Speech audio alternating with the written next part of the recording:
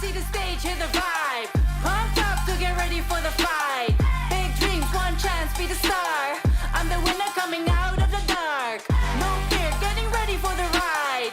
Yeah, stepping into the light. No limit, aim high. No limit, the price is mine. Step out as a motivator. Let them know that the wait's up. That's how we know when we level up. Ay, that's how we know when we level up. Level up. All we know about is level up. Are we ready not to level up? You know we fall and we get up. Level up. All we know about is level up. Are we ready not to level up? It's time, get up. Back against the wall, still I'm standing tall. Know about the ball, I got my fan with me. All we know is ball to empty out the mouths. The chosen one they call, I take my fan with me. Know about it if you tell, know you're breaking codes. What your credibility and all fall like dominoes. Can you really take a stance? All I wanna know. Need me real ones when it's time to go. Stepping in, elevator. Listen to all the haters. That's all we know when we level up. Yeah, that's all we know when we level up. Level up. All we know about is level up. Are we ready not to level up? You know we fall and we get up. Level up. All we know about is level up. Are we ready not to level up? It's time, get up. I found out I'm not alone, 'cause I'm just like you. There's no failing when we fight. We're not afraid to. Level up. All we know about is level up. Are we ready not to level up? You know we fall and we get up. Level up. All we know about is level up. Are we ready not to level up? It's time, get up. ESL Mobile Open is brought to you by DHL and Pay Safeguard.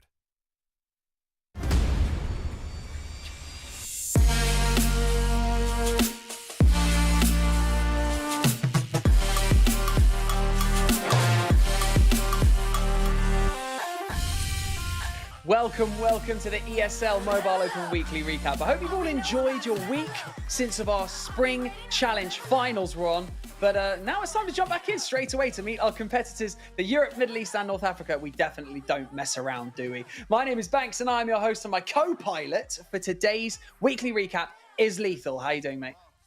Doing very well as always. Only had a small break, just a week, which is perfectly fine. We need to get into the swing of things straight away. You're looking very dishy as well. Love to see it. And I'm working with you as always. And yeah, very excited to find out what's been panning out over the last week of the season. Well, it's always a pleasure to work with you, buddy. And as many of our viewers and competitors have had a taste of the ESL Mobile Open with last season, let's just have a quick reminder for you all at home of the format of the ESL Mobile Open. This is the ESL Mobile Challenge. Over the last few months, players have been competing in 2 stages of open play, climbing the ladders each month for their chance to make it to the play-ins. In the play-ins, these top teams fought it out, and the best have made it here, to the ESL Mobile Challenge. Here, they will compete against each other each week, testing their skills, their communication, and their teamwork, all to determine who deserves to advance to the finals. It is at these finals where we will crown one team the best in their region and the ESL Mobile Challenge champions. In Virum with that silky smooth voice. Absolutely love to hear it. But we're going to be kicking off episode 1 of the weekly recaps with Asphalt 9, one of the more intense mobile games, let's say, and the margin for error is literally so minor. So I'm not going to butcher any of the finer details because, Lethal, I know that you've actually competed in Asphalt before. You're at 6, we're at 9 right now. What are the kind of drastic differences? I'm not going to lie to you, mate. There was quite a few. 10 years ago, my last Asphalt tournament, like I said, Asphalt 6. I think that was back in Asphalt 4, 5 and 6 over the couple years span. But yeah, there's been, you know, a few changes to the mechanics, the fundamentals. Like Shockwave wasn't even about. We only had Perfect Nitro back then. But obviously, things have changed dramatically over the course of time. There's been good changes, don't forget. And of course, looking into it now, I'm very excited to see how these players have turned up here today over the last week, just due to the fact that they didn't do any Asphalt last season, and now I'm very excited to be a part of some Asphalt action today. Some more curiosity for you, which is good. Oh, yeah. That's what I'm really excited to see from you. But we've got a leaderboard now that we're going to chuck up on your screen so that you can see what's happened in week 1 of the competitive runs. So we're going to quickly check some RPM names. There are 0 on iOS. Is that a bit of a shock for you, Lethal? It is a bit of a shock, but at the same time, you know, when it comes to time trials, it's very, very difficult to try and get the, you know, higher end of the echelon. And look at it, Senator, though. That is something you don't normally see. The fact that there's a massive gap in between him and the rest of the pack, literally a 1.7 second gap. That is huge. I'm very excited to see how he managed to do that and to achieve that time. But look at it across the board from 3rd to 8th. You can see literally hundredths of a second in comparison to each other. So this just shows how strong the competition is in comparison to last season. And don't we just love the person who is sat in second? Fab. What a good name. Just Fab. How you feeling, mate? Feeling fab. Right, let's go to Android. Let's have a quick look at the leaderboard from Android from this week. We've got Jaeger Master at a 62.521. So that is the fastest run of the entire week across both of those platforms. Incredible. Furfur, my friends, one of the competitors from the spring season as well, making an appearance again, as well as Jaeger Master, by the way. Let's not rule him out. But yeah, some familiar names starting to crop up. Maybe a few people are waiting, sitting back to see, you know, how things are going to play out. Maybe we'll see a few RPM names, you know, popping up later on in the season. But get in early while you can to get the practice in, because you know that you can sign up for the ESL Mobile Open as well while we're here. So we are going to have the top 3 runs for you. They're going to be shown on the different Android and iOS platforms. So you're going to get to see 3-1 and 3-1 on both of them. The track this week was New York. And I've got to say, Lethal, there are some absolutely incredible runs. And like you've already mentioned, we've got to check out, what does Senator do differently? You're going to have to see if you can spot it in the chat. What does Senator do differently to get that extra 1.7 seconds? Let's kick things off with King in the Road, the 3rd fastest time on iOS. I am very curious indeed, but we'll get to that point momentarily, I'm sure, just to see exactly what he does differently. But manages to secure that shockwave, but make sure to find a nice straight and narrow road before he can execute that, using the 360 and then drifting as well, just to get extra nitro there. Good management, as you can see, with the double nitro, just to make sure he can be able to turn around that corner as well, using the trick jump to get that ramp as well, just to make sure to try and get a little bit more of that nitro in his favour. Just going onto the right hand side of the track though, just using the nitro quite consistently rather than saving for the perfect or the shockwave here, which is perfectly understandable, just going around this next corner. And now once again we'll be drifting to try and go up this next jump. Perfect execution with the shockwave, just to get a little bit more value on the shockwave in terms of the nitro as well. But it will be wall riding here just to go onto this next jump, just a safety measure, just for extra insurance so he doesn't crash onto the side. He's drifting left and right to make sure to get a little bit more nitro towards the end, and we'll double nitro towards the finish line with a very good time indeed. 106.033. And you know, the thing is with all these players that play a huge amount of Asphalt 9 and they really hone their skills in to be able to, you know, get these runs with the most minor of issues, you know, as they progress. I feel like wall running, or wall riding, like you say, sorry, not wall running, that's not allowed in my book. I'm not having any of that, mate. I'm not having any of that. Are you wall riding round a corner? Get your drift on. I know you're trying to maintain speed as you go around the corner, but I don't know how I feel about that, Lethal. I think we should be deducting points, or at least slowing them down a little bit. But as you see from Fab, the man with the best name in the game, jumping on through on that right-hand side, executing that jump really well off that right side wall. It just gives you so much momentum going into the rest of the track, doesn't it, Lethal?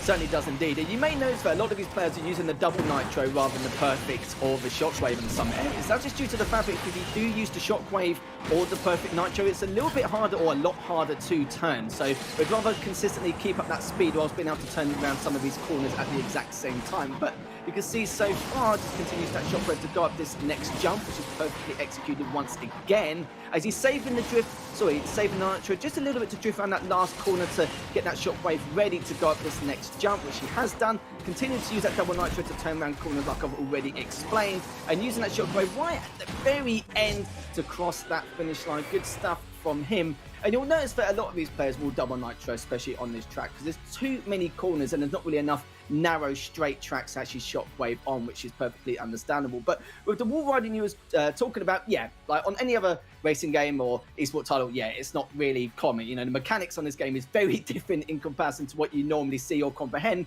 But it's just to maintain that speed, and it's just a little bit too much of a risk. And even if you drift, okay, you get a little bit more nitro, but you do lose a lot of speed at the same time. So there's kind of like ups and downs with it, the slightest. But you will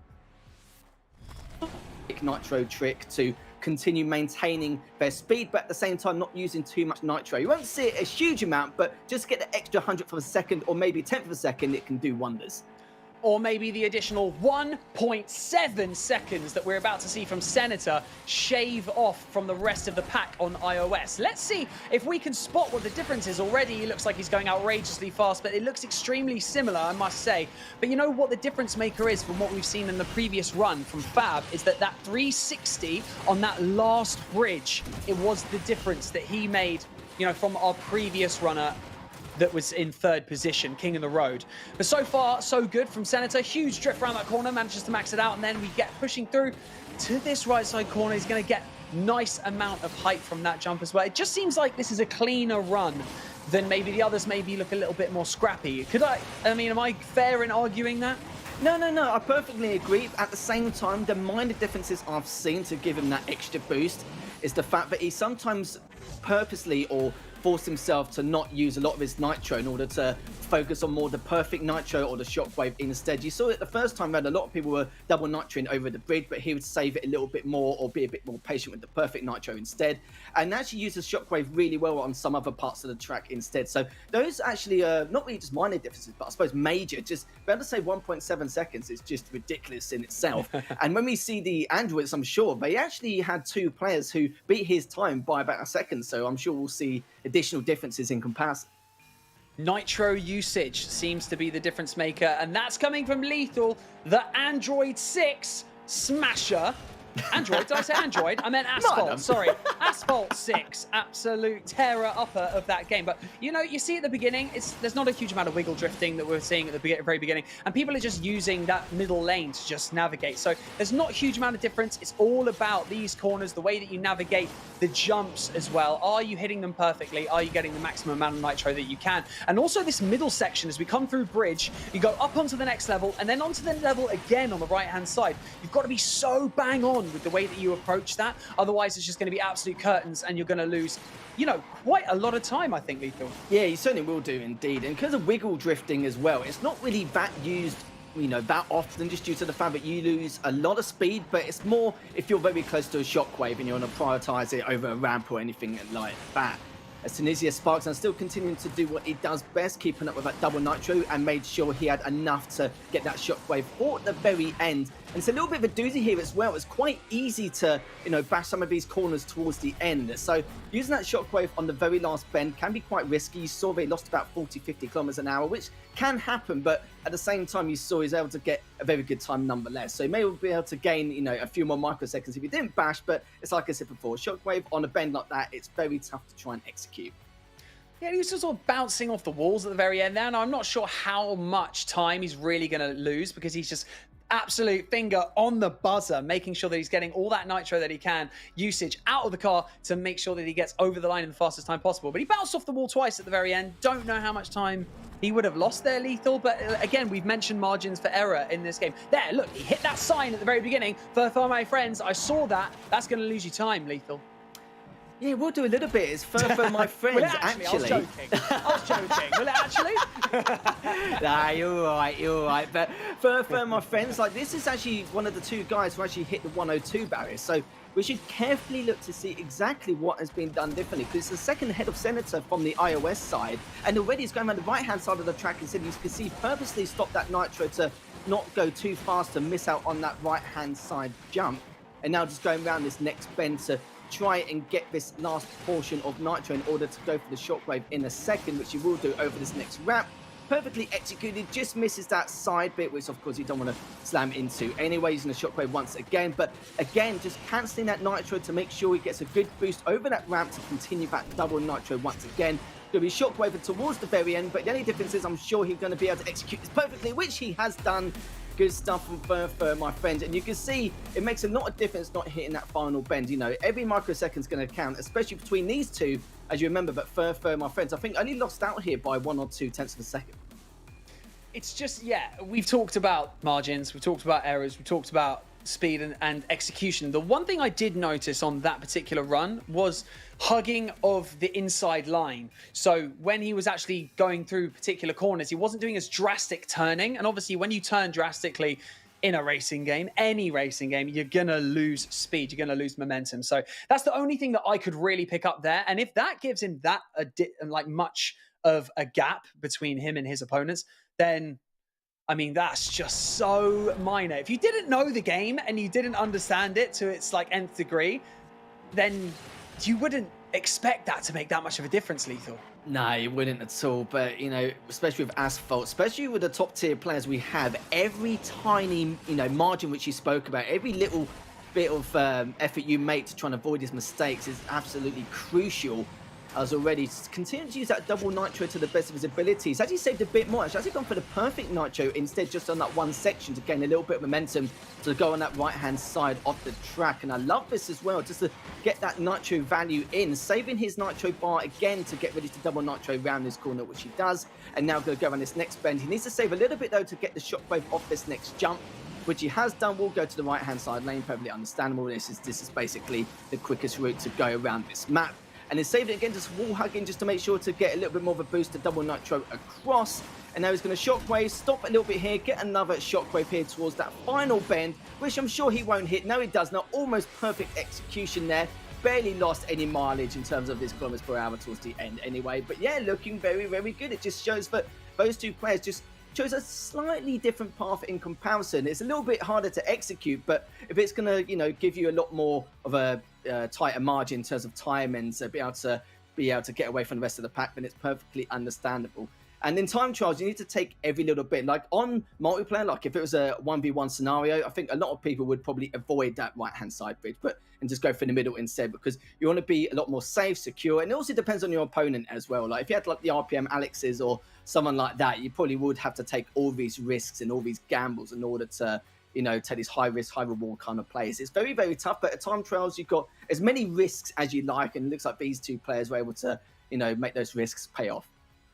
Jägermaster took the top time of the weekly recap, or of the week, let's call it, and navigated the track ever so slightly differently. You saw it, right? On the bridge, took that right side route. Maybe that was quicker. Maybe he just got lucky. I'm not really sure. But like we've already mentioned before, you know, margins. It's all in margins.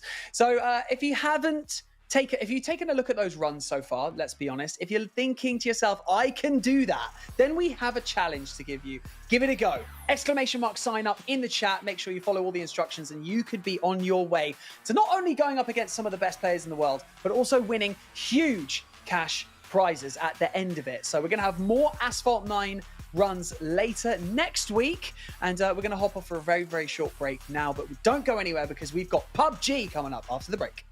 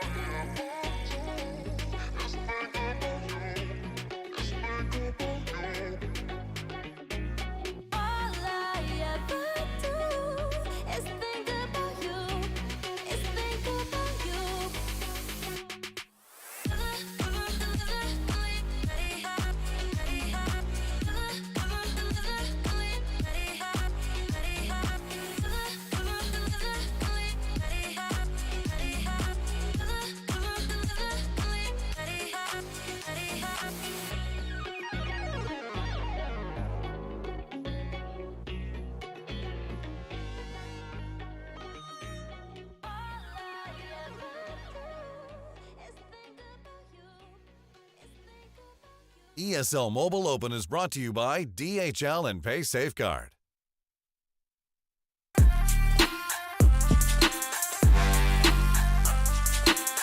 Gather your friends, headsets on, and get comfy because teamwork and strategy are key in this next game. PUBG Mobile is one of the most played games, especially on mobile devices all over the world. 600 million downloads is what we're talking about here, Lethal. So the ESL Mobile Open is the perfect platform to test your abilities against some of the best in the world.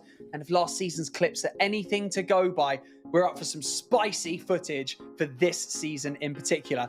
So if you're wondering in chat what this is of course the recap show of what has gone on throughout the entire week, throughout the competitions of the ESL Mobile Open for each individual game. So right now, PUBG Mobile, Lethal, get me hype. What are we talking about here? Come on.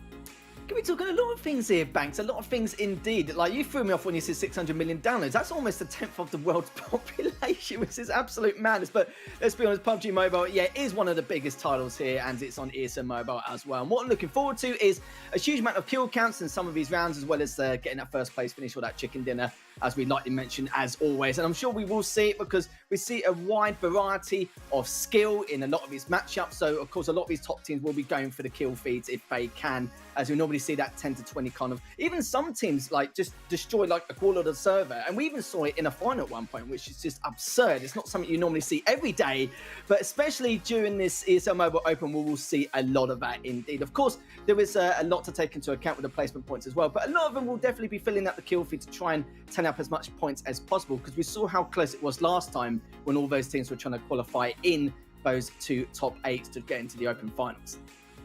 Well, it's leaderboard time for week 1. Let's see the kinds of numbers that some of these teams are putting up. So kicking us off, we've got Panda, who are in fact Team XM in game. So we believe they might have been picked up by the org Panda, but to be confirmed, TBC, let's call that. But look at this leaderboard with 280 over. So essentially 1 point is a kill, and then if you get a win, if you get a chicken dinner, it is 15 points added on top, and then kind of goes down, so on and so forth. So a 280 to kick things off over a 269. I mean, they're 11 kills ahead, considering the amount of games they've played, Lethal. I mean, that's pretty significant, if you ask me. Yeah, it's all right. It's not a bad way to start things off in Split 1, is it really? And you may recognise some other teams as well, FTY Esports as well. I know there's a couple of teams. There was Tip Top Teletubbies and Tip Top something else, but now we've got Tip Top Esport. I'm not too sure if they've had some kind of merger or fusion, or maybe one of the teams have just changed names and just started competing around. But I'm sure we may recognise some of those players in there, but we'll find out very shortly. But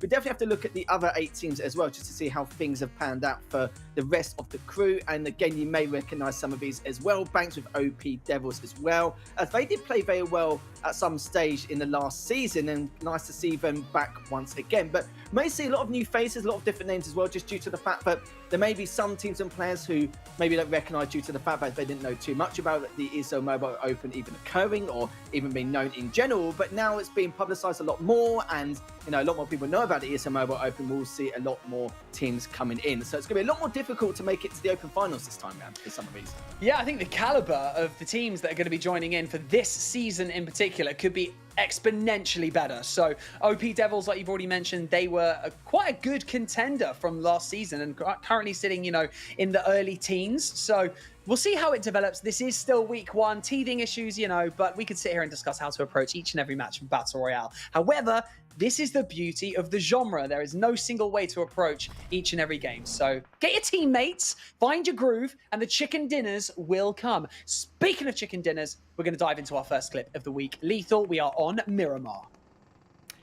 Lovely, a nice open map to start things off. Mega Boy is going to be just having a look and see what's going on so far. It does have 6 kills in total, with Logis, his teammate, just right next to him. But let's have a look at the circle. They're in the perfect position so far. The only problem is, as you can see, one of the teams on that upper hill do have the circle advantage too, but they've also got height advantage and just positional advantage overall. So it's just a matter of what's going to happen next in this next circle, where it's going to go. So depends if Team MP will be just, biding their time, waiting. And I'm thinking they're hoping for dear life that the circle does work in their favour. Because if it does, that's going to be huge for them And it does mean that the team on the hill up there will need to then drop down and push straight through. But already, Nomi's taken down Mega Boy as he kind of overstayed his welcome, just trying to Ferrari peek around the corner to see what he could find. But he knows they're already up there. He can't really do too much until this next circle gets confirmed, which will do banks any second now. And I'm very excited to see exactly what's going to happen if whether team KPK will have to drop down and push on towards MP,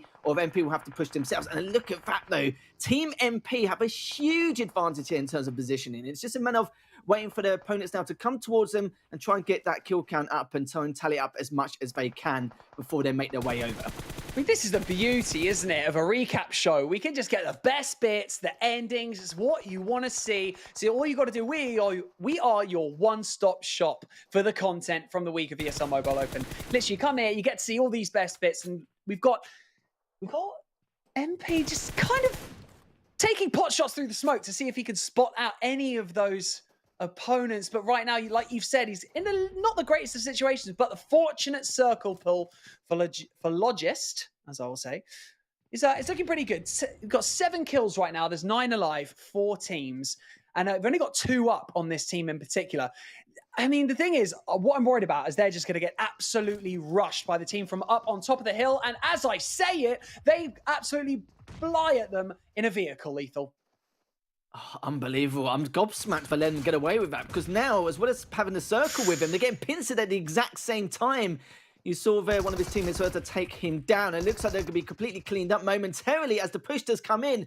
And Team KP was able to finish out beautifully as Mega Boy does get taken down as well. And look at this, he's trying to use a hip fire to try and clean him up. But instead, though, look at this, the circle's not in his favor. It's actually been taken down. Should have just let the circle finish him up, and it's not going to be, you know, the best of phase for him. It's a little bit of a shame there. 3 teams left, and Leonard now just trying to stay alive to make sure he can try and get the best placement possible in a 1v1 situation against Team KP. But how long is he going to be able to survive? That's going to be the next question. And just spamming at this moment in time, just sitting on the floor to see if he can get any kind of advantage. No, he will not, as Dre was expecting that straight away, and now will be cleaned up there from KP. The only problem was it's a shame because Team MP, like Mega Boy and his teammate, and I think it was Logist if I remember, they were in the perfect situation. They had 2 options there. When the circle moved, they can either one third party the other team, but not exactly having some kind of aggressive movement. They can just wait for the other 2 teams to start fighting each other and just pick up some angles here and there. Or they can wait for the other team to make that vital push on the left-hand side and then clean them up, and then they got full circle advantage, and then they can third party straight afterwards. They should have at least made sure that Team KP were going to struggle coming back from the buggy. But literally, they let them walk in uncontested and then get map superiority over them in that circle, which was just unbelievable. I'm gobsmacked considering how loud that buggy is, Banks. I was pretty surprised, but I think they're a little bit unsure of what to prioritize first. But they should prioritize them coming down in the buggy. They were completely in the open, but sadly, they prioritized the wrong motion. I think it ultimately comes down to experience as well, Lethal. Like you've got, you know, you said as well that he should have just left his opponent to just bleed out on the stairs as the blue came in. But, you know, panicking, trying to get the full kill so that he can then progress and move on to the next players. It's just, you know, it comes down to experience, and it comes down to map knowledge and awareness as well. And if he had kind of calmed down and then seen the situation that he was in and just gone up the top of the stairs and gone, oh, the blue's coming in, that's going to kill him anyway. But, you know, panicked. But here we go. Rex Pappy is about to go on an absolute tear, dropping 1, and you're going to see a second one come around the corner on the left-hand side. Now, bish, bosh, bash. Thank you very much. I mean, nice cleanup right here. But we've got 4 alive, 1 in a vehicle right now. Chillax is Chillax in a vehicle. But this is what we like to see. High octane, high adrenaline, or just action non-stop from these kinds of games. And, you know, we've got quite a few left in quite a small circle as well. The blue's coming in slowly. We've got 9 alive, 8 alive in 2 full teams. This is when it comes down to what, Lethal? What are you looking for right here, right now? 2 full teams against each other. I'm worried that Pappy's going to get trapped at some point because he needs to try and push out, but it's way too open. Unless he has any kind of utility like a smoke to work with, then he should be okay. But it looks like he will be struggling. But Pappy still has that cover. But like I said before, he cannot push. Anything he can do is just try and get angles and try and take down a couple of his opponents and do what he can. But even then, though, you can see the opposite team with EGS. They've got way too much covered. They've got way too many angles as well. So it's just a matter of time, really, with what they can do and to what Pappy can execute here. But his teammate is still around, though, next to him. So at least it's it's not exactly on his own, but now it's going to be in a 2v4 scenario. The only thing the opposite team need to do now is get some kind of crossfire whilst they're in this compartment, and then they can just keep them there until the circle closes in on them. So literally time is a huge factor here, and if they have no smokes, they're going to get pretty much done in here. Yeah, Pappy just absolutely was itching to get that full kill. Really, really itching to get that finish. But look at this right here. 2 down, about to get pinched in, inside a building. They know where they are. It's a miracle is going to have to happen, or an incredible nade.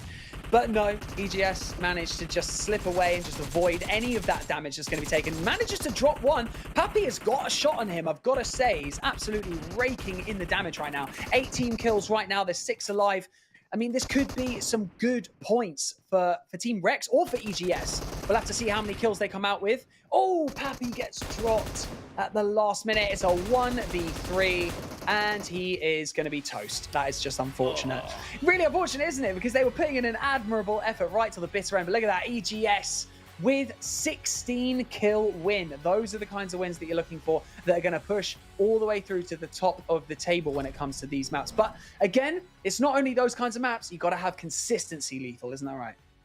That's right, indeed. We called it as well. A lot of these teams are looking to destroy at least a quarter of the server in order to keep that kill tally up super high. And that's why you're going to see them in the top 16 to try to do their best to keep that consistency up. But in that last engagement, in the 2v4, it's very, very difficult to comprehend what needs to be done because your opponents have the crossfire, they have the numbers advantage as well. So what do you do in that scenario? The only thing I could have suggested is what one of them did manage to do. Take that one player, and then once you have taken out that one player, you saw on the right-hand side, that one player should then just push on him, force out a 1v1 whilst your teammate focuses on the left-hand side to not take out 1v2, but just to keep him preoccupied in some way. That's the only way you're going to win that 2v4 engagement. But there must have been like a miscommunication in some way because his teammate did run out to take that 1v1, but his teammate was actually behind the crates healing up or was actually waiting for something else to happen. So, but they had to go due to the circle coming in on them. It's just a matter of time, which is a little bit of a shame. They almost worked. I think maybe just some miscomms there in terms of what their plan of action was, but they had the right idea. They just it's a different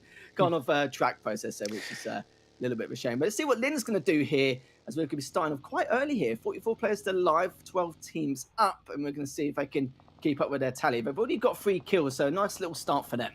Jumping on over to Erangel. This is, in fact, the team that we were talking about earlier. This is Panda. This is the top team in the table right now after week 1. They have racked up an incredible 280 points in their first week. And currently, you know, as you can see, we're sitting quite far back in the early stages of this map in particular. It's 43 alive, 12 teams, and only 2 team kills at the moment.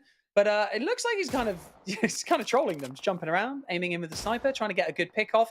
They've dropped the smoke, so he's going to probably take some pot shots through the smoke to see if he can get a drop on one of them. But as you can see, his teammate has pushed up on that right-hand side, so he's hopefully going to get a cheeky flank on them.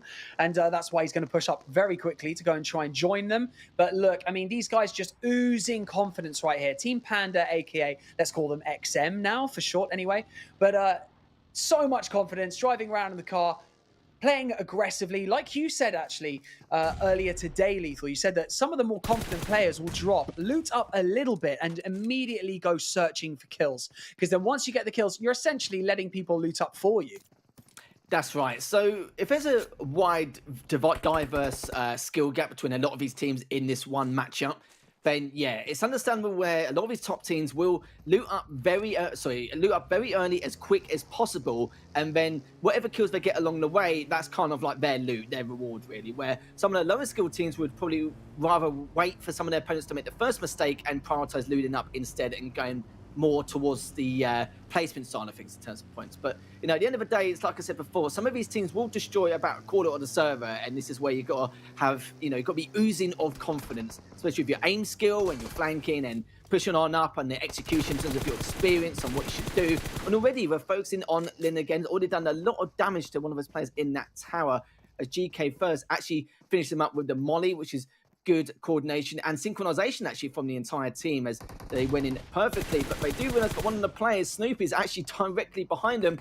A few missed shots there, but Lynn's not too bothered about it. He's going to try and do as much damage as he can, leading the shots only a little bit behind, but there's not really too much he can do anyway. He can do some damage to the vehicle maybe, and then it may not pan out nicely for him later on. But apart from that, that's literally about it. So we'll continue to use that N4. It's got plenty of meds to work with later on in the later stages of the game. But the main priority is just taking out this next team directly in front of him here. Just laying on the floor just to find out exactly what is going on. But realise it's directly in front. As Leonard's actually directly in front, it does take down one, but in the end will get traded off very shortly. It's Lin, as you can see, they did clean him up eventually. He's going to pick up his teammates. Still looking good so far. 25 alive and 10 teams left. And neither player's actually been cleaned up yet. They're still bound to, you know, pick him up and just continue on fourth. And in terms of position, it's not looking too bad here. Yeah, and if you're hungry for points, a lot of people might just, you know, go and chill somewhere and hide behind a tree and then wait and then try and come in that top 3 position to maintain some of those points. Because, you know, 15 points for winning a round is pretty decent, but it's those teams that will play hyper aggressive and are very confident in their ability, their shooting ability, their tactics, their strategies as a team as well, to navigate a battle royale map and then execute it well is, you know, that's ultimately where you're going to see people in the top 10 on this leaderboard. So you really do have to get out there, get aggressive, get up in people's faces. Because look, team kills already, we're looking at 10 on the side of XM, aka Panda, and there's 24 still alive. So still so many kills up for grabs. So this could be a huge map for them. And, you know, yeah, they're just playing hyper aggressive. So they're actually really getting stuck in. And ultimately what this is, ESL Mobile Open, this is a proving ground. This is a chance for you to take that next step as a player or as a team to really progress in the world or in the PUBG community. PUBG Mobile, like we've already mentioned, is played by 600 million people worldwide. It has all those downloads. What an incredible way to make your mark than to join into the ESL Mobile Open and just come in the top 10. It's going to get people noticing you. Yeah, certainly will do indeed. I must say that was a great spray there from Lin. Didn't do a lot of damage, but because of the tree being away, makes perfect sense. But he made sure to keep Caster at bay. So he's just going to be hiding around that tree for the time being. Makes perfect sense to try and recover. Luckily for him, no one else can get him from behind or any other angle. But Fresh is actually in a vehicle right now, probably coming back just due to the fact that with this next circle, it's going to be quite tough to get into. Because you've got to remember, if you actually have a look around the map in terms of where they want to go, it's actually quite open. And Lin really wants to take out a couple of his players behind him first before he negates exactly where he wants to go. And Caster's finally going to make that push. He's thrown a few smokes just to give him a bit of leeway here, which he has done, heading towards up that hill. Lin's finally clocked on and realised that he's already gone through that smoke. Sadly for him, he didn't really catch him when the opportunity arose. But Caster's looking to make that push. He seems to be quite tempted to try and add a few more kills to the tally. And look at that, after all that, Caster was in the worst position possible, had a height disadvantage, had, you know, the worst anything at that point. And Dean then flew in, took down 2 of them. See you later. That's going to be 2 more points on the board. And it means there's only 2 players left for Panda here, as they're just trying to do their absolute best to stay alive before they go for this next circle.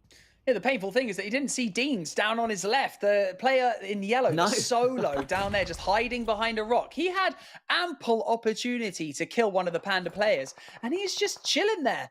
He's just a snake in the grass, isn't he, Lethal? So we've got 8 alive, 4 teams remaining, 2 on the side of Panda. And this is the problem now. They've got only 2 on their team. They're on the low ground, kind of. They don't really have a good vantage point. So they're just trying to play their life, trying to get a few more kills because it's looking fairly unlikely that they may come out with a win. But they got a 14-kill game so far.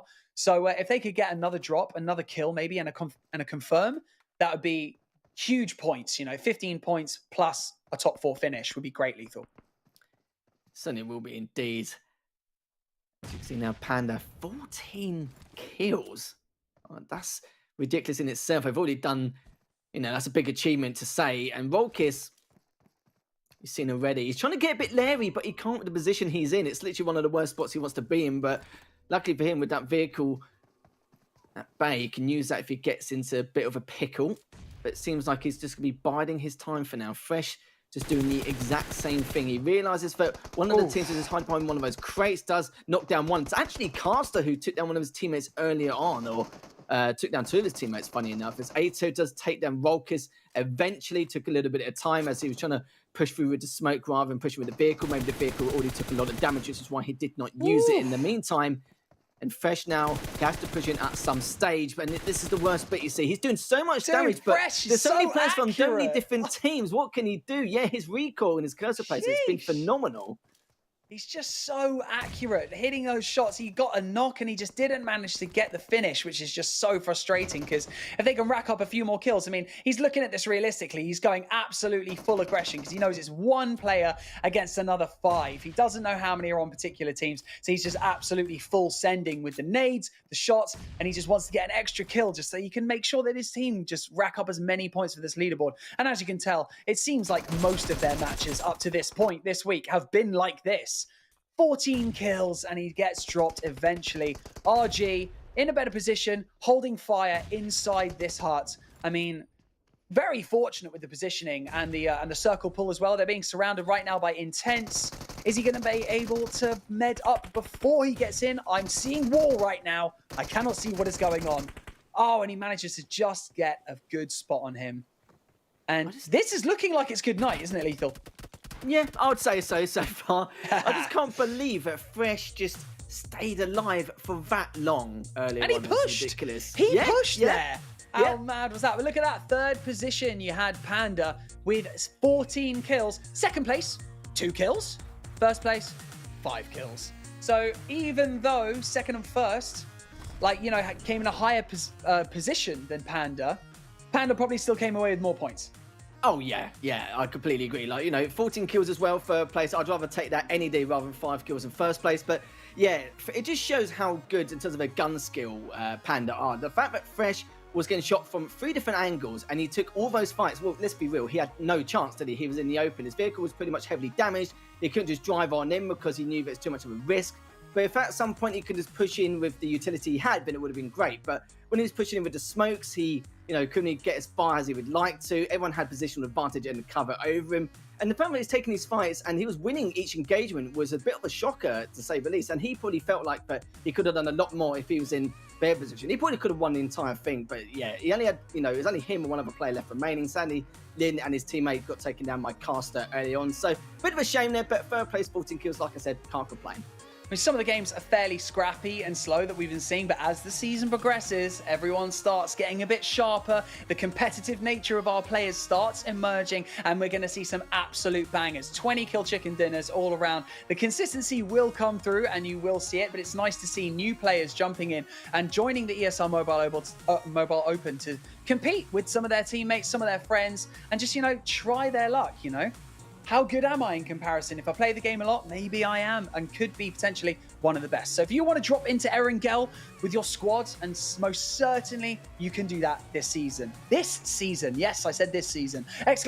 Sign up in the chat, follow the instructions, and you and your team could be on the path to glory.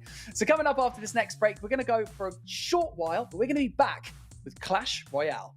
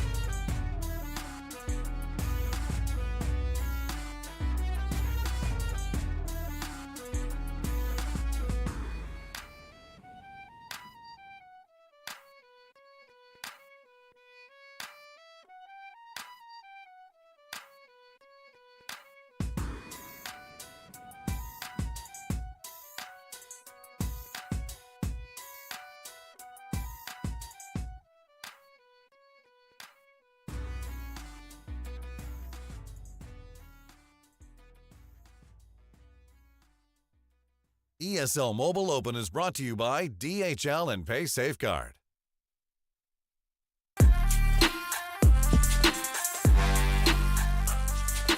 Welcome back. I hope you have your cup of tea in hand and that you're ready for the Supercell trio that is about to smash you in the face through your screen. Clash Royale, let's start off with that, okay? An instant hit when it first emerged in 2016. And years later, Supercell now has multiple esports titles. So, Lethal, right? Clash Royale is next up in our gauntlet of games. Each week, Clash Royale, there's a single elimination bracket this time. This is not based off of the point system. We're doing a single elim bracket with a final at the end of the week to determine the leader, which I actually kind of love, don't you? Mate, I always, if there's ever a bracket system rather than a kind of league format, I'm always for the bracket system every single time without fail. Probably because that's what I grew up with, so that's kind of why I'm more keen on that. It's just a single elimination. It's very, very tough. It's basically one bad series and you're done for. Especially with Clash Royale as well, depending on what deck you use going into it. It's very, very tough to comprehend what goes through a lot of these minds for a lot of these players. Because there's some players from last season who had some big achievements get into the top 8 after numerous different games. And then some of them have actually been knocked out like in the round of 128 and some of them in 256, which we'll go through very shortly. But in this first match as well, I must say that we were discussing like exactly what's been going on and like we haven't seen many of the players actually make it from last season into like the final 16 here at the Clash Royale this season. And funny enough, remember Shadow, he was actually one of the better performers last season, but this time around he actually got knocked out in the round of 128 against El Matador, who will be seen up next. I mean, that's the best thing. That's the beauty about these kinds of games. These strategy games, they're so ruthless. You could be incredible one day and the next day feel like an absolute bot. But let's dive into and have a quick look at the bracket to see how it kind of looks, how it stems from. Because this is only week 1, okay? It's still early days, but who's accumulating the points? Basically, none of the big names that we saw last season have made it to this point. You've already touched on it, Lethal, but if we look a bit further back as well, you've already said Shadow. Potato didn't make it out of some of the early stages, and neither did Lucas GSM. He didn't make it out of the early stages either. So we got some new blood coming through and making a huge impact.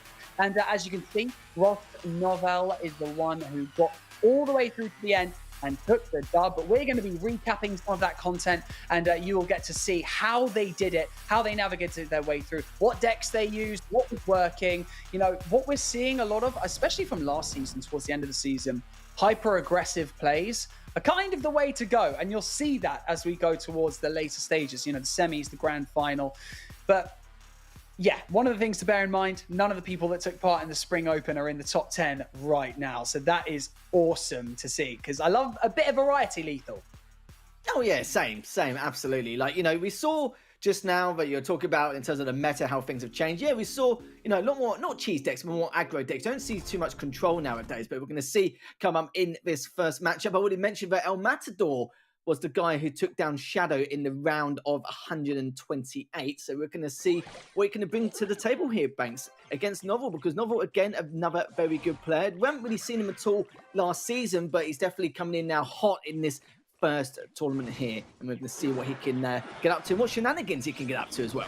Exactly. Shenanigans indeed, Lethal, because we're seeing a lot of similar decks as we progress through the ESL Mobile Open quite often, and this is actually a little bit different, okay? We've got the Valk on attack here, but we've got Dark Prince and the Inferno Dragon coming in strong, and El Matador's decided to go for an alternative and use a mini P.E.K.K.A instead in defense. So we'll see how that strategy plays out, but look at this. Like significantly dragging the troops over to the left, the cards, in fact, sorry, and then dropping an E-Giant on the right-hand side, who's just going to absolutely waste that right side tower while El Matador just builds up his elixir to try and counteract what is going on. Because Novel just came out swinging, and that's what we love to see, the aggressive plays, Lethal. And we have to talk about the timing as well. He brought out that E-Giant when Matador was on like 3 or 4 elixir. There was no way he could have defended. Like you said, he had to really bide his time. And even then, this E-Giant doing so much work, almost taking basically a third of the King Tower, and now he's going to be thinking to himself, what can he do? If it does go into the late game and does take up one of the towers of Novel, it's going to go by damage if overtime does finish up. So he has to be really cautious about what he wants to do next. He's already bringing out that Dark Prince just to try and delay him as much as he can. We'll be going on forward towards that left tower, but he's already done a huge amount of work already. Like, Weather's waiting gold, and we're going to see what he can do now. Still got the Inferno Dragon as well if he wants to use it at some stage, as well as that Mother Witch. And even then, does have the Valkyrie to use later on, as well as the Skarmy as well. So you've got to look at your tanking kind of troops and what's good defensively attacking. Obviously, the Mini Pekka's got the speed, but the Royal Giant has the tanking. Sorry, the E-Giant has the tanking for the Mother Witch, as we can see right now, and the Royal Hog. But there you go. Valkyrie comes in hot and swings for the fences and takes out so much damage on Novel's left side tower. But yeah, he's having to commit, El Matador is having to commit quite a few spells now to basically get rid of this E-Giant, who is just being an absolute nuisance to El Matador's defenses. Certainly does indeed, and look at that King Tower now, down to 1200 HP, and you saw as well they're using that Pekka to take out his Dark Prince just to try and establish himself just a little bit more, but he hasn't been able to, as this E-Giant is just doing absolute wonders here to continue with that aggression. And with the deck that Matador has, it's very difficult to try and keep him at bay, down to 190 HP. I'm sure he can use something small just to, maybe if he's got any spells or anything, just to try and fire away at that King Tower. That will do absolute wonders once again. But does have that Inferno Dragon just to try and keep his opponent at bay. Do have 2 minutes into overtime, but let's be real here, Banks, it's not going to last much longer. I mean, Novel's just gone full aggro the whole time, played a little bit defensively there. I think that's the most defense I've seen him play this entire matchup, was just then at the very end, defending against that Skarmy that was dropped in his defensive area. And that was just absolutely hilarious to see, that just playing full aggro. I'm just going to keep throwing the kitchen sink at you so you're forced to defend. If you can get your opponent on the back foot like that, you got to play like Novel. You got to do it that way. You got to just keep applying the pressure, and they can't really do anything about it. Yeah, it was just the first time he used that E-Giant. I think it was a little bit thrown off, and also the elixir timing as well. Just because of that, he was able to get full value out of that E-Giant. The fact that he only didn't take down the first tower, but also took down a third of the damage in terms of the HP on the King Tower. That is huge in itself. And you can see there, he couldn't really figure out what else he can do in order to try and get around it. So in terms of his deck, completely counted. I mean, you mentioned timing as well being such a key factor in all of these, in the ways that you basically approach utilizing your deck. If he didn't drop the E-Giant at the right place at the right time while analyzing how much elixir his opponent had left, then it's just useless. So it is all about timing, and that's one of the major strategies within this. But we're jumping in now to Kikestar versus Max GG. This is one of the semi-final matches. So we were approaching the back end of the bracket, towards the end of the week that's just passed. And again, we're seeing quite a lot of similarities. This is almost an identical deck, Lethal. So it's then again, I feel like when you have identical decks, it comes down to spell usage. How well are you utilizing your spells in order to defend and attack your enemies' turrets? So, I mean, time will tell. These often start quite slow, because when they have identical decks, they kind of get the feelers. Like, how are you going to use this deck that we basically both have? And am I going to be able to defend or put you on the back foot early days? Oh, you saw it from Kikestar. The amount of units he lost there, that became a very expensive treatment on the bridge. And now still pushing up towards that right tower with the cannon coming on in and using that voucher to tank a little bit more of that damage so they can try and do whatever they can to take down that cannon. It's been a little bit more difficult than he expected, but it should be okay for now. Just look and see what else he's got. He does have that Inferno Dragon coming out next to go for that trade. I'm sure his Queen Tower on the right will help with that towards the Inferno Dragon. And the Mortar as well. Now, the Mortar, even though it's very weak, its attack is very strong, especially against buildings. So you can see there, just using that to force out Kikestar to bring out a minion to then go straight across to take down that Mortar. Will bring out that Dark Prince and realizes that at least if he forces that out on him, then it means that he will have to use something else in the meantime. But you can see, once again, Max bringing out that cannon to finish off that Dark Prince. But I do like the Mortar, the way he's actually using it to full value. And you may be thinking at home that, you know, using the cannon, and the cannons cost 9 elixir, like how why are people using that? Well, the main reason is, if you're fairly new to this game, the cannon has essentially 2 lives. When you destroy the cannon the first time, it plants itself into the ground, so it can no longer move around the map. And then it has that second life while it's planted, and it can still attack if the enemy's troops are in range. So quite a useful thing to have, essentially, if you're biding time as well. I think that's one of the things that you're doing. Like you said, Lethal, before, timing is key, and if you have a troop or a defensive structure that bides you time, that is crucial at this level of Clash Royale.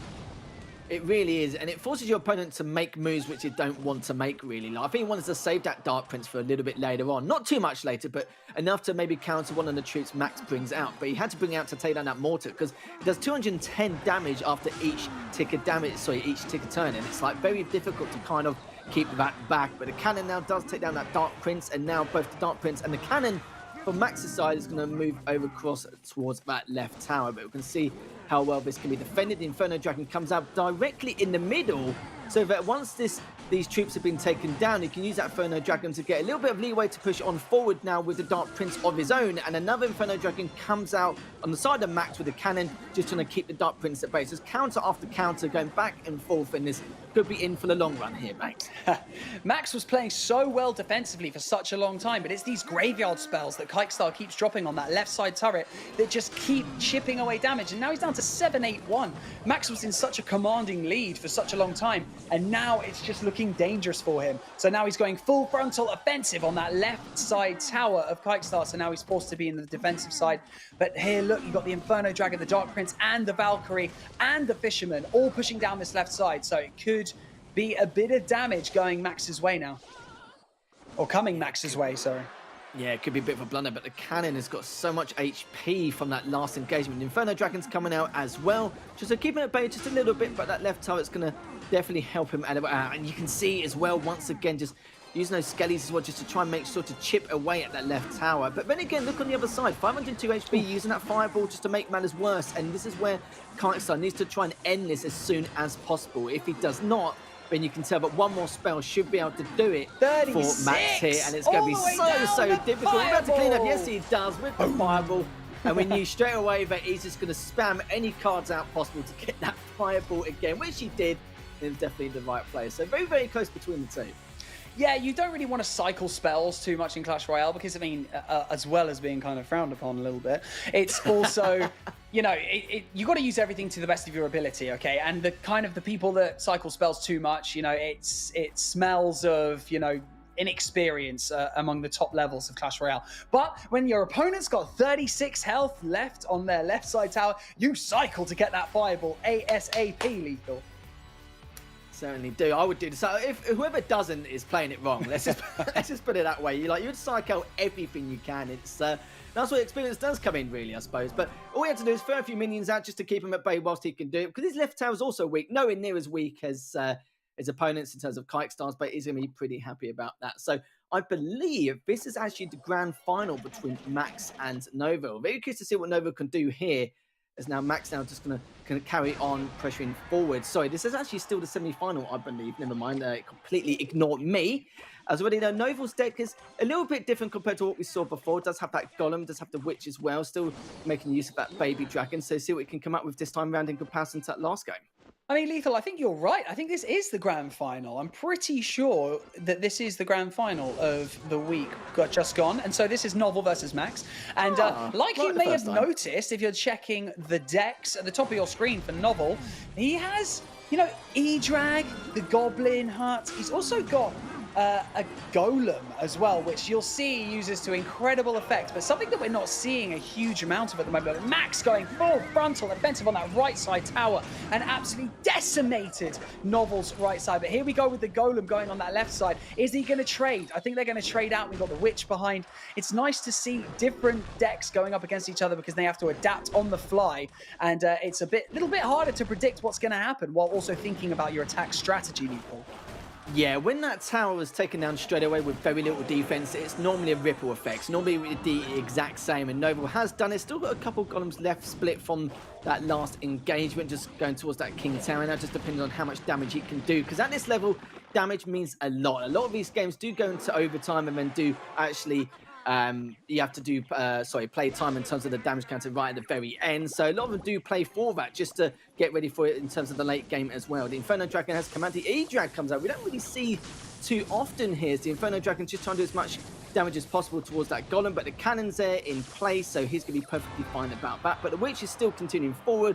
Great use of those spells, and the cannon is still alive. But the baby dragon will take that down momentarily just to even things up. But so far, so good. Anything I can see so far is the fact that Nova was actually taking a bit more damage on his King Tower in comparison. But apart from that, that's literally about it. And now the Inferno Dragon does come out for Max to try and put this baby dragon in its place. Yeah, I mean, Max is kind of got an advantage at this point because he came out of the gate so hot and just absolutely full sent that right side tower, managed to get a load of damage down, and has been chipping away at that King Tower since. So in terms of the damage race, yeah, it's marginal, but Max is kind of in the lead. But the Golem is tanking so well for Novel. It's giving him time to build up more elixir so that he can just keep applying the pressure onto Max. Max has been playing fairly defensively for the past, let's say, 30 seconds, 40 seconds.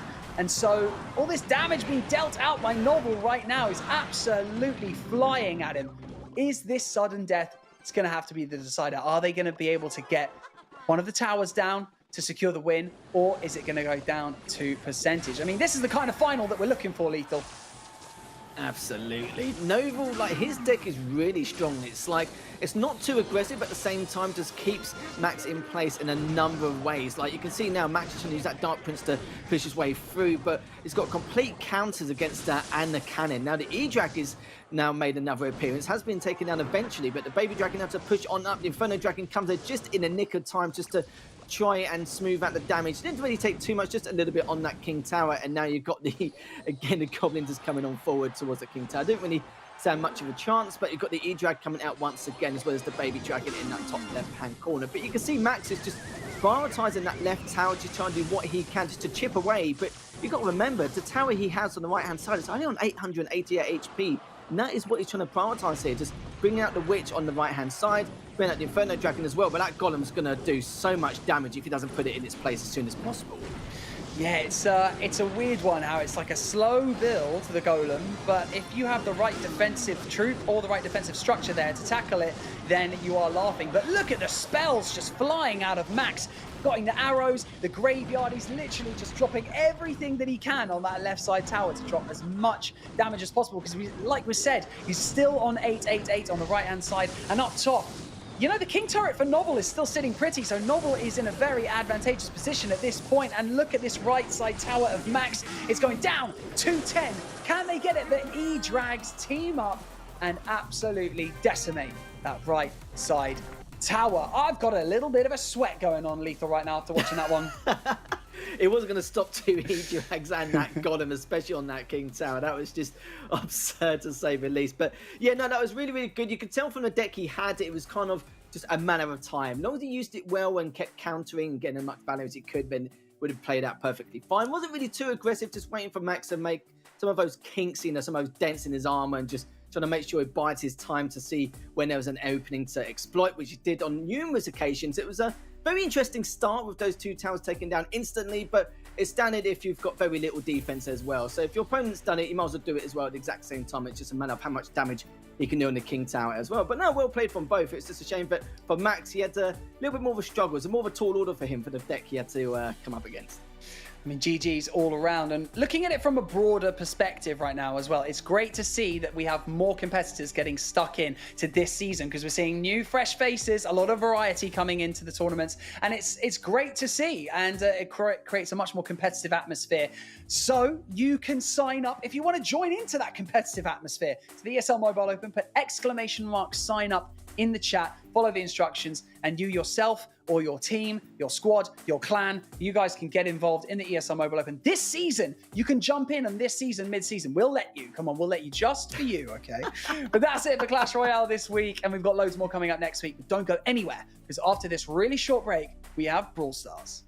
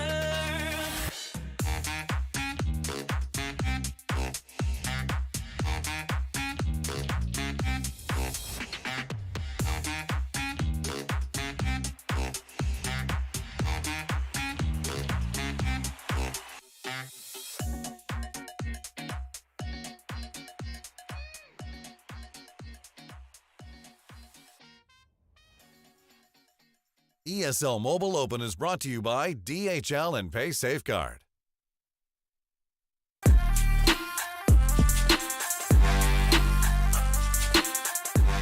The finals for the spring season of Brawl Stars was only 2 weeks ago, and we're already back at it to sniff out some of the future stars of this esport. And I've got to say, I think this is one of the most competitive esports in mobile games that we cover here. Watching SK Gaming go up against AC Milan clash last season, battling it out right to the bitter end in the final, it's just created such a buzz around the esport, and more teams are emerging from the ether now and disrupting the top teams. So what we love to see, isn't that right, Lethal? So, Of course, mate. So what are we expecting from this season? Come on, full season. Who are you expecting to really hit the ground running? Right, I'm going to be so anticlimactic, it's unbelievable. You're going to see SK the Gaming. exact same... Yeah, exactly. But believe it or not, it's like... It's hard to say there's going to be new teams because like 5 or 6 of those teams were all tier 1 teams and a couple of them are tier 2. And it's difficult to say someone will come out of nowhere and grab one of those spots. Don't get me wrong, it's possible. It depends on everyone's schedule and if everyone can make it in time and if everyone can, play enough games in order to manage to get to the play-ins and then qualify through there. It's, there's a lot of talking points, but yeah, it's hard because it's like you rightly said, it's one of the toughest competitions we've had here at ESL Mobile Open, as well as Clash of Clans. Clash of Clans, they had some very, very good squads coming in. Like every single one of his teams you knew in Clash of Clans, you knew about him straight away. But for Brawl Stars, it was exactly the same. It probably was the toughest in terms of the ESL Mobile Open. But I'm sure, maybe someone at some stage can get the experience they so desperately desired in order to challenge some of these teams. We'll see. We may see some, maybe some different teams going along the way. I'll find out. I'm sure Ark is also very excited as well as you are, Banks. Ark's blowing up the chat right now. Let's go, mate. I think that ESL Mobile Open, we're creating the platform for people to get better because they're going up against the best teams in Europe, Middle East, and North Africa. Let's have a look at the leaderboard. Let's go. Let's have a quick look. This is week 1, okay? Only the first week, we got Blood Diamond sitting pretty at the top of that table. Whether or not SK Gaming and AC Milan have taken part in the first week or not got off to the best start, I don't actually know. We're going to have to wait and see, but Tribe Gaming sitting there in 7th. Definitely one of the fan favorites coming up here. Na'Vi as well. Craze Clan have got off to a great start. I mean, Anti-Toxic Police in 2nd, Lethal. I mean, would you have expected that? Do you know what? I can't stop laughing. Do you know what? If I didn't know this is Brawl Stars, like if it was away from Brawl Stars completely, and if you showed me just this leaderboard, I would have said it was Brawl Stars just from some of the team names. Like Anti-Toxic Police, One Piece, and Sims. Yeah, these names are just fantastic. But yeah, in terms of like teams we recognise, Blood Diamonds, like we've heard of them before, and quite known in the competitive scene. Anti-Toxic Police, I think that's Atkins and Carroll and the boys. I think I'm not 100%, but you can see some of the other names.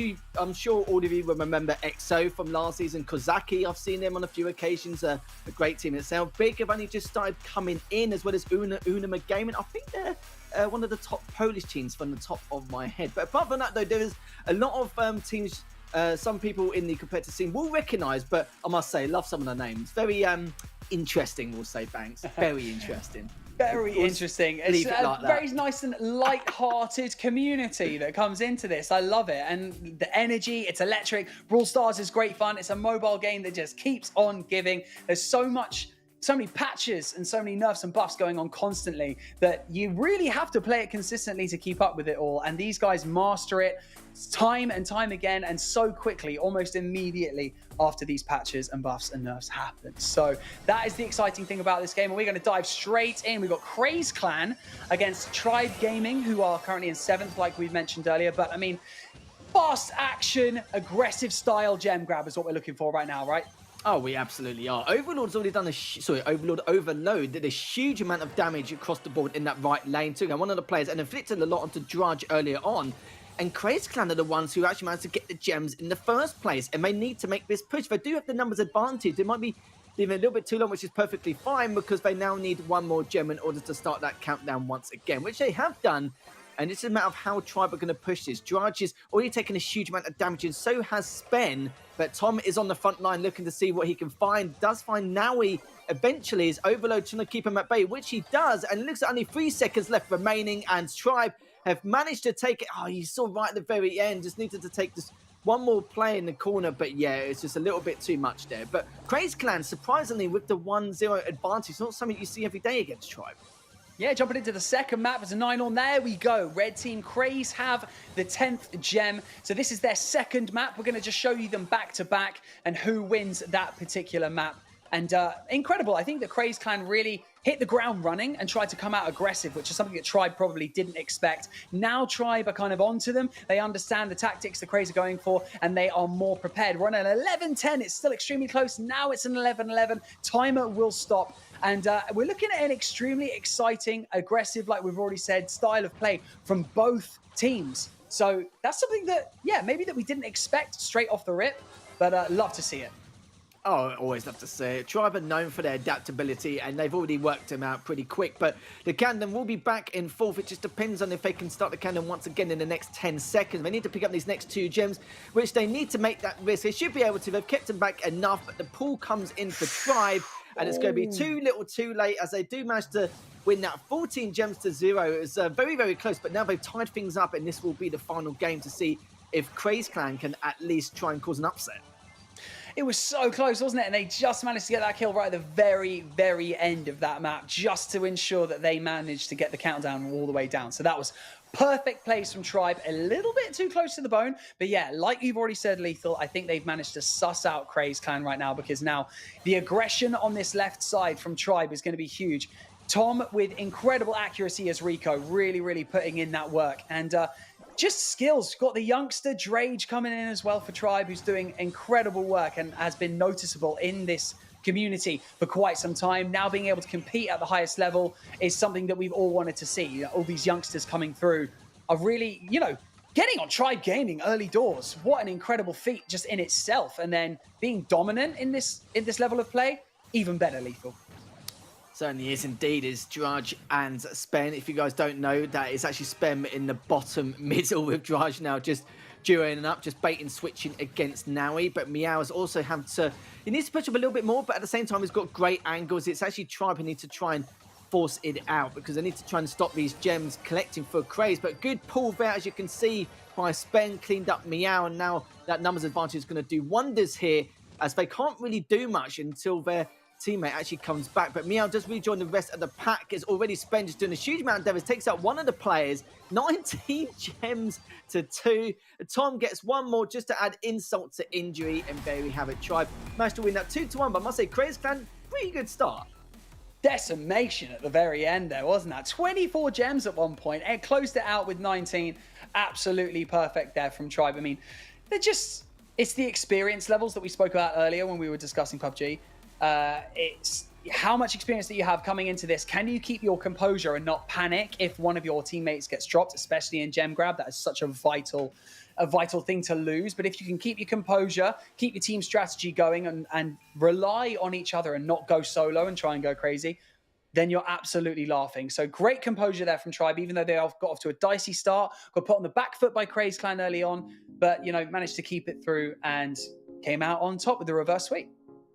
Yeah, they really did. They adapted well, but at the same time, Craze Clan did a fantastic job just keeping it at bay. A lot of damage dealt, a lot of map presence. Overno did a fantastic job in that right lane, just keeping his composure and just keeping his map position as well. Just making sure he doesn't get pushed back too much, but at the same time, not being too aggro. And now we're actually going back to the same map. The only difference is we've got 2 different teams. We've got Esports Empire versus One Piece. Love the name, as already you can see 34 Amos is taking down How to Win. Only 2 members left, but already once again Kevin got cleaned up. Only 1 shadow left just to keep Berry up just a little bit, but it doesn't matter, as now you can see already Esports Empire having to try and make some work, or got their work cut out for them, is already down 9-2, or up 9-2 rather. Yeah, they're up 9-2, so they're a really strong start, really hyper-aggressive at the very beginning. They were forced to track back a little bit just to maintain these gems, especially for Barry at the bottom. However, what an incredible start for them. And, you know, One Piece did push back a bit, but Esports Empire just showing that if you have the confidence in your ability, the confidence in your aim and your play style, you're absolutely laughing when it comes to these kinds of matches, because you're just accumulating points at this point. I mean, 11-0 to close out that one. We're going to jump into the next round, see if they could close it out 2-0. But yeah, getting into that middle section and just being confident enough to hold that section with only 2 of you and then 1 around the outside edge just to watch for any stragglers. I mean, super confident, and I love the plays. Map awareness is very important as well, especially on this map, especially if you're not really aware of like someone pushing you up in one of these bushes in the left or right lane. You saw Marty earlier in that right lane just firing shots randomly to see if anyone's pushing on that, which no one did. So it means he managed to keep him at bay without having to do anything, just to keep him guessing. Already one has been taken down already, but the gems have all been cleaned up and now needs to try and take it back again. But they want to take him out in the center first before they recollect these gems. But if they take down Ace here, then that means that's going to be a huge advantage going in favor of Esports Empire. And already now all three members have managed to rejoin the rest of the pack as Marty's going coming in from that right hand side as Kevin cleans him up. Beautiful stuff from him. Restarts the countdown. Paul comes out from Berries, takes down Amos, and Hamtowin has rejoined with that Rico. Just make sure he keeps his distance. Already done a huge amount of damage. Takes down Ace again.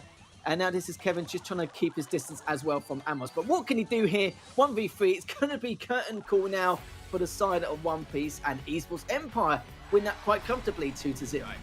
An admirable effort, really, from One Piece, but they just kept managing to get a drop right at the very end just before the timer ran out, which brought the Esports Empire down to 9 gems, and they had to collect the 10th again. It just kept happening. An admirable effort, but One Piece didn't really get a look in there. Esports Empire just looking super confident. They knew their layouts, they knew their lanes, and they knew their role within that team, and they kept their composure and just managed to ease on through that one. So One Piece didn't end up coming in with the win from that entire map, unfortunately. The match, not the map, the match.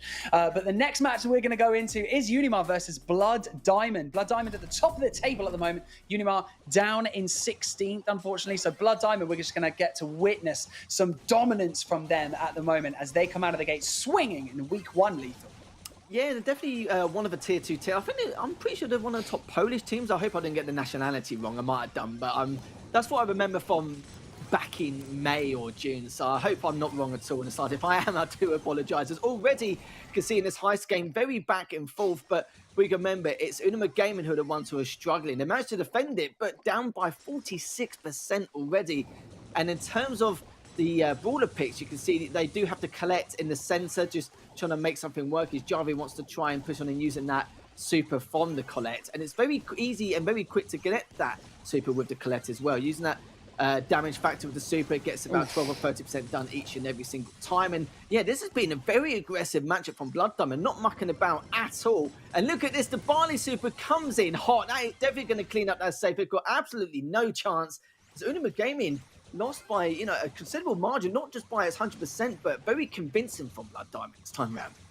I mean, and then you can see Unimar decide to jump in with a Colette of their own to see if they can mimic what they've just witnessed from Blood Diamond. But I mean, such great usage of that brawler as well, and just having Barley to fend people off as well. And then you got Primo as well to get that aggression, that tanking through there on that left-hand side from Unimar. They really are pulling out all the stops and really putting in an admirable effort. It's just Blood Diamond's just super skillful at the moment and really putting up big numbers for the start of week 1. And it's interesting to see if they'll be able to maintain this. But I mean, sheer dominance for Blood Diamond. I mean, Unimar putting up a bit of a fight, but ultimately Blood Diamond is just navigating this map a lot better, Lethal. Yeah, their aim skill is ridiculous. It's remarkable. It's really, really good. I made it sound as though it was awful, but no, it's really you can tell they've warmed up a lot, or maybe played a few matches before this one, and you could just tell from their movement and how smooth it is. And I must say, with the Colette pick as well, it's very, very standard in Heist. It used to be the go-to every single time before the patch back in June, but now it's like, you know, sometimes they play it, sometimes they don't. It depends on the style of play they want to play. And look at that. That save is getting absolutely trampled on. And already a convincing victory for Blood Diamond. And that was a huge victory against a team like Unima Gaming, and no walkover at all. I mean, Colette just absolutely bossing that with 3 supers back-to-back. Bish, bosh, bash. Managed to take down that heist, and just incredible display. I've already said it before. Blood Diamond did incredibly well there, but you can be one of those up-and-comers that we're talking about in Brawl Stars at this point, because yes, we're seeing some familiar faces, some familiar names and teams that are at the top of the table, but there's still a few creeping in that we're like, who are these guys? The variety is here, and this is what we want to see, more people coming in. So once again, exclamation mark sign up in the chat so that you can sign you and your squad up and see if you could take out some of the best in Brawl Stars, because there is still time to compete in this season. But, you know, we're not done quite yet, because we're going to get you to go and get yourself a cup of tea. Go and have a quick loo break, because we're going to have you back pretty sharpish, because we've got Clash of Clans coming up next to close out the show after this quick break. Don't go anywhere.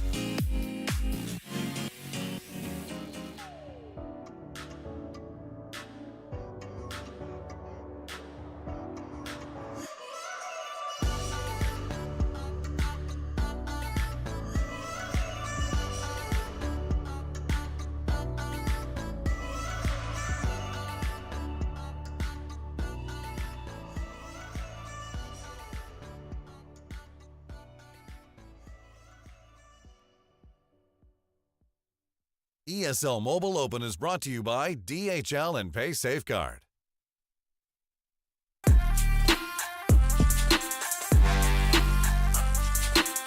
Clash of Clans, a staple in mobile esports. Some of our competitors have been playing this game for 9 years, Lethal. So the caliber of players in this community is just staggering. You casted over the Clash finals last week. I unfortunately wasn't there. I'm sad face. I was sad. Like the meta, I feel like the meta changes, right, with an update, as you would expect. But then the pros have mastered it overnight. It's bonkers, right? Yeah, it was similar to Brawl Stars as well, where during the play-ins, we had to deal with a day 1 patch instead of a day 0 patch. So, a little bit of leeway, but the only problem was the fact that, like I said before, the teams are so good in this region, but they established the meta very, very early and were able to... I thought maybe some of the lower tier teams could take advantage of the fact that the meta hasn't been established and they can probably work around what they can do in terms of what different compositions they can use. But no, they, alternate attacks, MCES and everyone else in between, they were able to get around it perfectly fine. And we saw a wide variety of strategies. Ground got a little bit more love as well. So we saw the Super P.E.K.K.A. Smash on the odd occasion here and there, which was lurking in the shadows in the past. We saw a huge, and I'm talking huge amount of Queen Charge Dragon Rider. Like, I think at one stage in the play-ins during the last 2 weeks, we saw like 58 Queen Charge Dragon Riders, and the next one after that was probably like the Queen Charge Lalo or something like that, or the Zap Dragon. I know Zap Dragon was used a lot actually in the NA region, but we didn't really see much of it here. But yeah, we've seen a wide variety of strategies across the board. Like I said before, we've seen Queen Charge Dragon Rider in most of the attacks, but we've also seen like the Super P.E.K.K.A. Smash, or some being involved in the Inferno Dragons in the composition. So it's nice to see a bit of love across the board this time around, rather than the same thing with the Lalo attacks again and again. But yeah, the meta did change ever so slightly, but not enough to really swing the tide for these lower tier teams to make an effect on the high tier ones, especially in the tier 1 across the board. And don't forget the coins turn from me, Super Triple W, which is the Super Witch Warden Walk. We'll talk about that later. We've got the leaderboard coming up on your screens very, very shortly. We're going to have a quick look at the standings from week 1. Remember, this is week 1. We are in a new season of the ESL Mobile Open. This is fall. Spring is done. Let's wipe our hands of it and let's take a look. Time to throw. Sitting at the top of the leaderboard, along with Carnage Gaming, one of the regulars that we see. Repotted doing extremely well once again. Cream, Zepto, ATN. I mean... these are the regulars that we see. Gemfo Army, I am unfamiliar with. I know that the chat is going to explode and be like, how do you not know, Banks? That's the team from this. I'm really sorry. It has not been to the ground this week as much, so I'm sure I'll find out in the chat who they are. ATN are repotted in identical 5th place, let's call it. 108.4 points, Lethal. You got to remember as well, they haven't really had much of an off-season, have they, Banks? Like alternate attacks, MCES, Tribe as well, and there was one other from the top of my head, and I can't remember it. Repotted. Wasn't it repotted? No, it was the other one. What was it? Oh, I'm gonna find out in a second. But you got to remember, they've only had it was only last week the finals, and they've now had to jump straight in.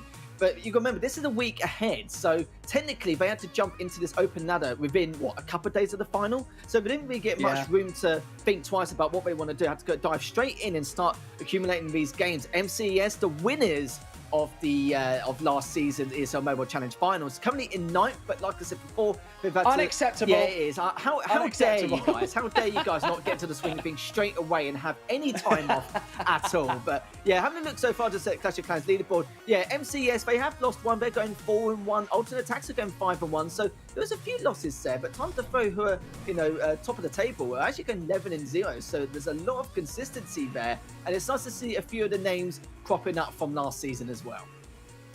I mean, it's nice to see consistency. It's nice to see the top teams in the entire community. We know that ATN, Tom Panay, Empire C. We got there in the end, mate. So, no, if you look at it, though, we've got, Carnage Gaming. You had ATN, MCES. They are known to be, world championship caliber, and they're competing in the ESL Mobile Open. So this is, it's a big deal. It really is. And if you want to get involved, just make sure you do. Jump in, test yourself. I'm not going to lie. If you come up against ATN attacks, don't come crying to me. But first game in, here we go. Repotted versus Fanatics 5. Repotted doing an extremely good job. And first of all, we've got Andy coming in, who, let's be honest, that's the Inquisition little logo right there coming in here.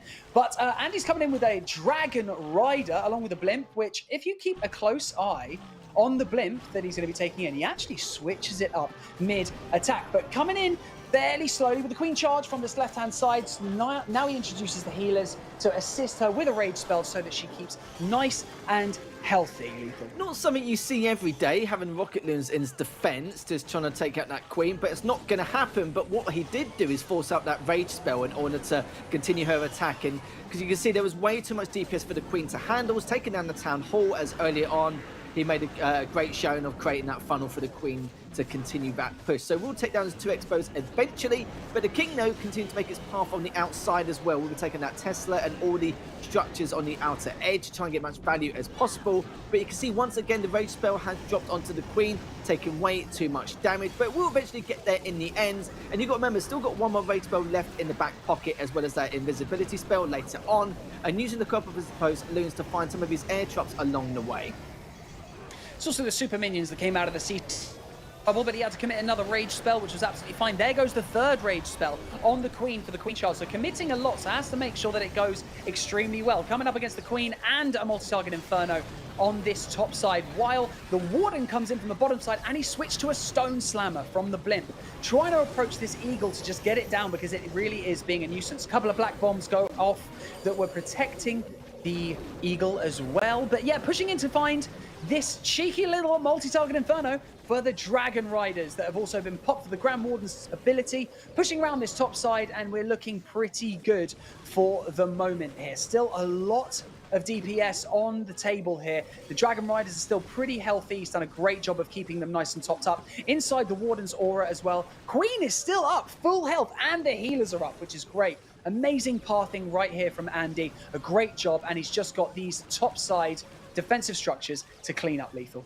The problem is, with that Tesla farm, he couldn't bring out the minion or the loon. He wanted to bring him out a little bit earlier. There's only a couple seconds left. Can he get that triple as he does on the very last second? I was a bit worried, because you saw in his troop camera, he did have a couple of loons, he did have a minion there, but he couldn't use it because of the Tesla farm. Those loons, of course, are going to prioritize the Tesla straight away, and then they get taken down instantly as well. So there wasn't really much point. And at the same time, though, there was nothing else left, so he had no choice. And you saw as well that the Queen at the very end was distracting that scatter shot to help with the Dragon Riders continue making its path. And he needed as much DPS as possible, because none of the army was splitting up across the board to try and finish up any of the structures at the end. But no, that was a good triple from Andy. Nice start for Robotic Gaming.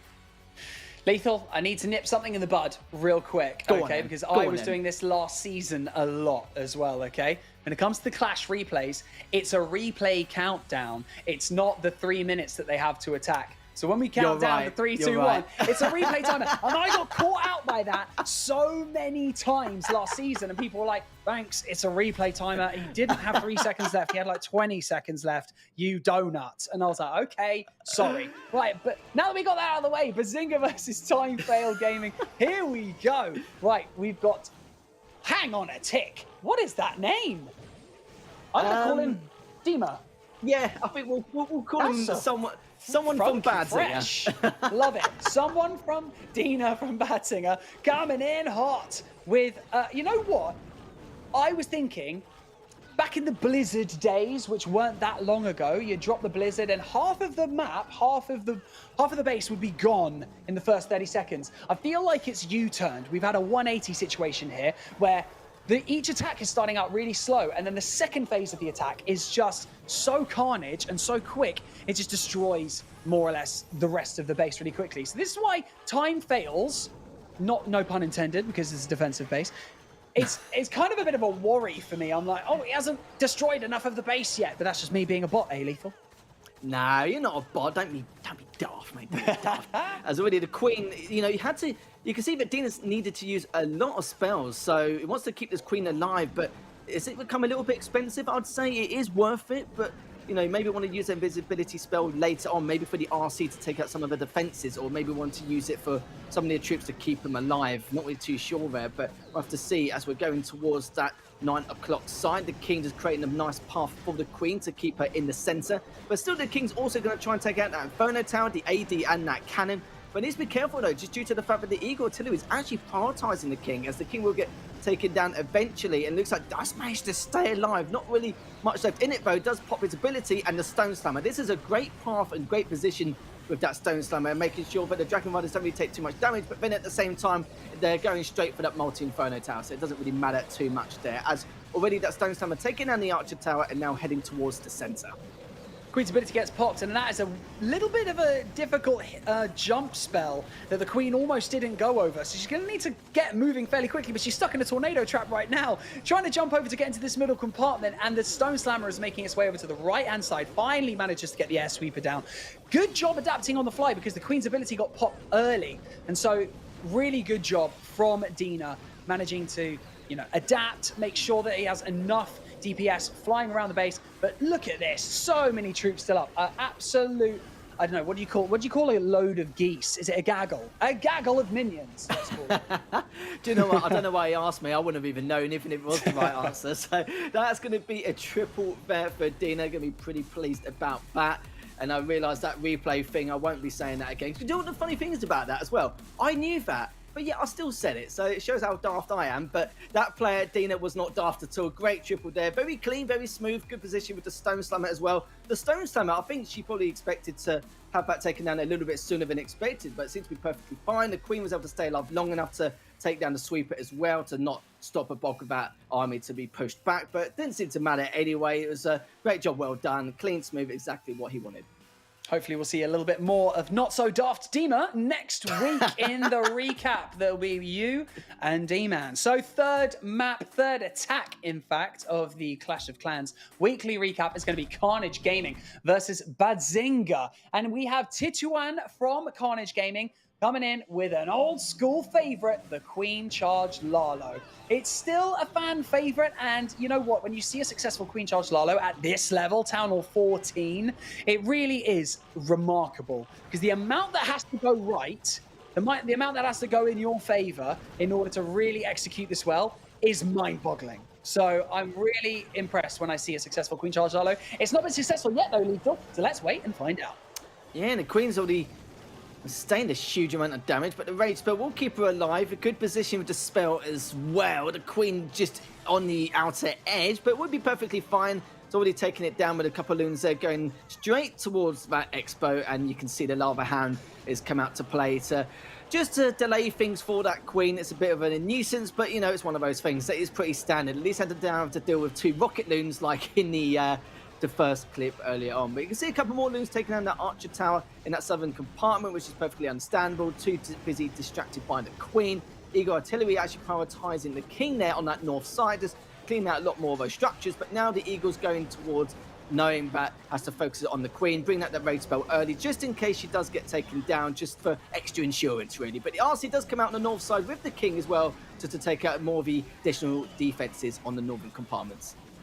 Yeah, once the RC and the King manage to remove a lot of these defensive structures along the top side, you'll see that there is a clear path for a load of loons to come from this bottom side and sweep all the way up in like basically a straight line all the way across. And here you can see it has begun. You got the Stone Slammer coming in first. You got the Warden with the loons. He's going to pop the ability when he needs to the most, preferably over this air defense, but might leave it a little bit later for when he gets over the Eagle Artillery. But here we go. There goes the ability. A haste spell goes down. Not the best placed haste spell. It didn't really manage to execute a lot of the balloons to get further into the base that quickly. However, still looking strong. We've got a dragon on the left-hand side. It's going to take care of that gold storage, and it's this multi-target Inferno we're going to need to worry about. Defensive structures, pretty much sorted. It's a lot of cleanup, but it's the air defense and the multi that we're going to need to get down. But I mean, look how many loons with this Grand Warden we have here, Lethal.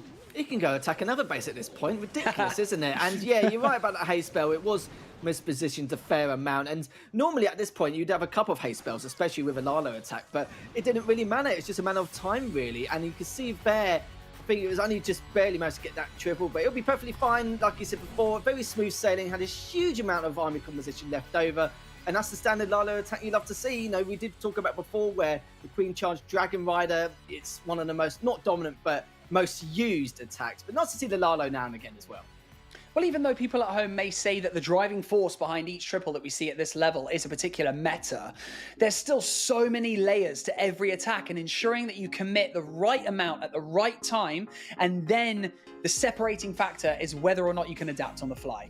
So Lethal, I mean, what a display from these competitors that we've seen so far today. I mean, throughout all of the games that we've just seen, do you have a particular moment that stands out for you from this recap?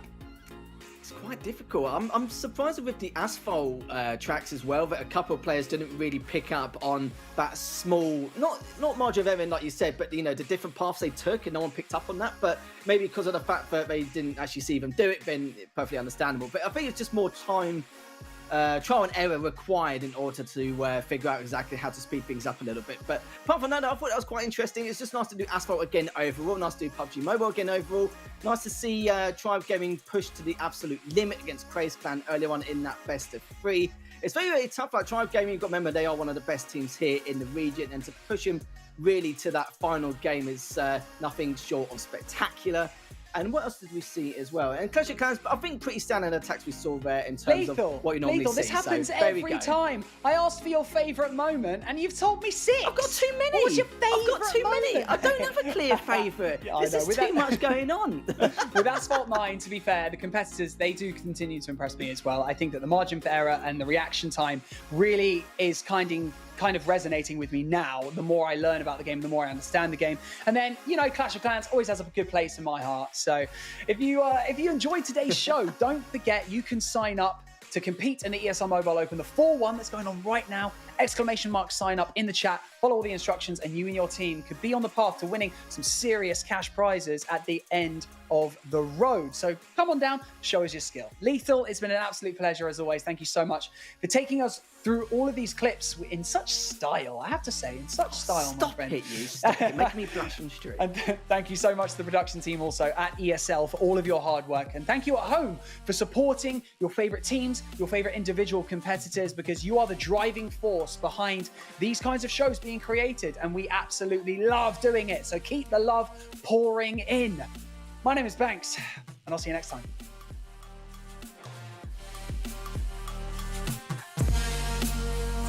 Level up. All we know about is level up. Are we ready not to level up? You know we fall and we get up. Level up. All we know about is level up. Are we ready not to level up? It's time, get up. Back against the wall, still I'm standing tall. Know about the ball, I got my fan with me. All we know is ball to empty out the mouth. The chosen one they call, I take my fan with me. Know about it if you tell, know you're breaking codes. What your credibility and all fall like dominoes. Can you really take a stance? All I wanna know. Need me real ones when it's time to go. Step in, elevator. This is to all the haters. That's all we know when we level up. Yeah, that's all we know when we level up. Level up.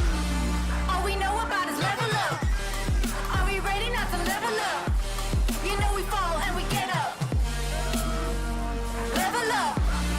All we know about is level up. Are we ready not to level up? It's time, get up. I found out I'm not alone, 'cause I'm just like you. There's no failing when we fight. We're not afraid to. Level up. All we know about is level up. Are we ready not to level up? You know we fall and we get up.